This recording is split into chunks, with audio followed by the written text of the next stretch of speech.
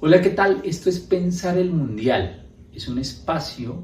para hablar de aquello que el fútbol nos revela de la vida. Y yo quiero invitarlos a que precisamente tengamos este espacio en donde vamos a pensar un poco en el más allá del fútbol, ¿sí? Es decir, obviamente yo no soy un comentarista deportivo, no vengo a hablarles del minuto al minuto de los partidos, de qué táctica funciona frente a cuál otra, si jugaron en tal posición, tal jugador o tal no. Seguramente tendré mis apreciaciones sobre ello, pero no será para ello este espacio. Contrario a eso, lo que quiero es ir aquello que nos empieza a revelar, aquello que podemos empezar a observar precisamente del Mundial, con todo lo que lleva, no solo de los partidos, sino también de lo que ocurre antes, durante, después de los mismos, de todos los acontecimientos culturales y de todas esas preguntas que nos pueden rondar y cómo esas preguntas nos permiten revelar cosas sobre nosotros mismos, sobre nuestras vidas. De hecho, hoy, en este primer capítulo, si se quiere, primer video, no sé cómo se llama esto en YouTube, la idea es pensar un poco en Japón, pero en ese seleccionador japonés que con esa libreta nos vuelve a evocar un poco muchas cosas, ¿sí? Ese entrenador japonés que en ese partido precisamente contra Países Bajos, aunque yo escribía jocosamente en un trino que para mí siempre será Holanda porque Oliver fue Japón contra Holanda, al menos en la versión en español de los muñequitos estos de supercampeones, pero más allá de eso, Japón contra Países Bajos que quedó a 2 iguales, pero que fue un partido de ida y vuelta, ¿no? Que hizo gol primero Países Bajos, empató Japón, luego Países Bajos y luego terminó empatando Japón. Pero en medio de eso, en medio de todo ese elemento normal y en que normalmente son tan protagonistas los 22 jugadores en campo, en este caso cobró y se robó buena parte de las pantallas el entrenador japonés. Pero no se robó las pantallas por lo que hacen normalmente los entrenadores, sino por algo que le pareció extraño seguramente a la producción y por eso lo enfocaban tanto, pero también parece que a todos nos pareció raro.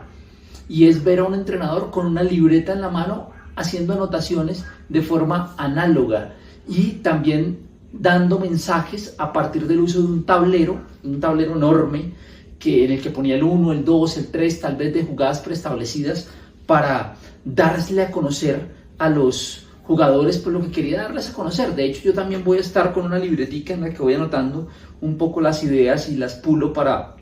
estos videos. Y esa es la escena, ¿no? Entonces tenemos un Japón, Países Bajos, un entrenador que está tomando apuntes y da instrucciones en un tablero, pero que además lo curioso es que eso no debería ser tan raro. Eso hace mucho tiempo era lo normal. Los entrenadores tomaban apuntes a mano. Era lo común. No se fijaban tanto en la data, en las estadísticas hoy tan precisas y tan perfectas, ni tampoco buscaban soluciones en el algoritmo, sino que las rumeaban, las pensaban, las practicaban, las ensayaban a ver cuál les servía y cuál no. Ese es volver un poco a ello.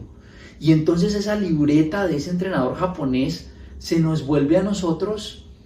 una especie de símbolo, ¿no? De algo mayor, es un signo de algo más grande, de un decirle no, si se quiere, a la velocidad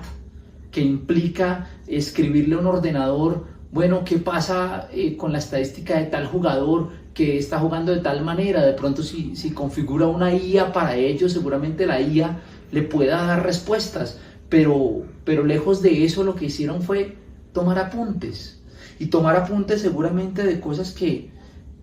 posiblemente no se puedan aplicar inmediatamente. Seguramente él toma apuntes de sus jugadores, de temas que tiene que mejorar X o Y jugador para un evento futuro, pero él la toma de lo que está viendo él inmediatamente, no la toma a partir de la data, ni de volver a ver el partido muchas veces, sino en el momento de esos elementos que seguramente está sintiendo, presintiendo y que además sabe, porque pues, esto no quiere decir que él no sea un entrenador que sepa de fútbol, sino que precisamente a partir de sus propios conocimientos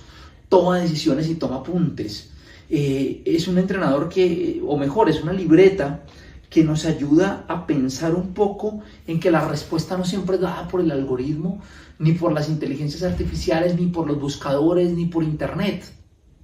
sino que la respuesta la tenemos nosotros mismos, la construimos nosotros mismos,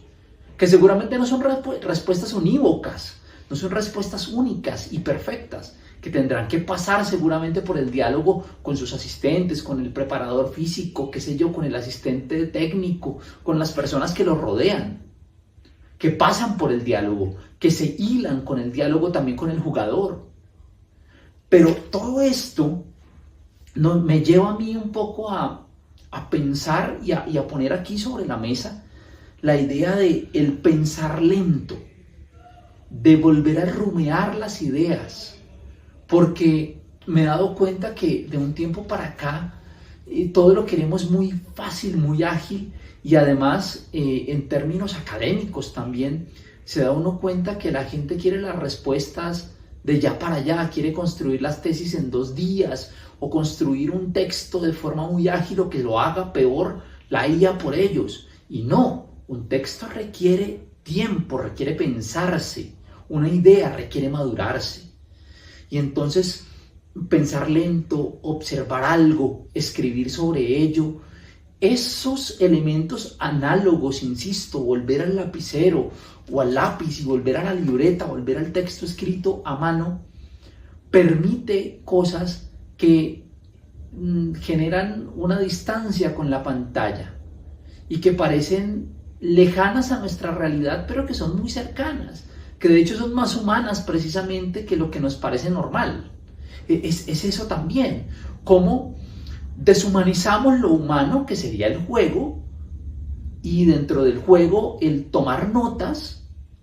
para volver, mejor, desnormalizamos o sacamos de la normalidad eso que es humano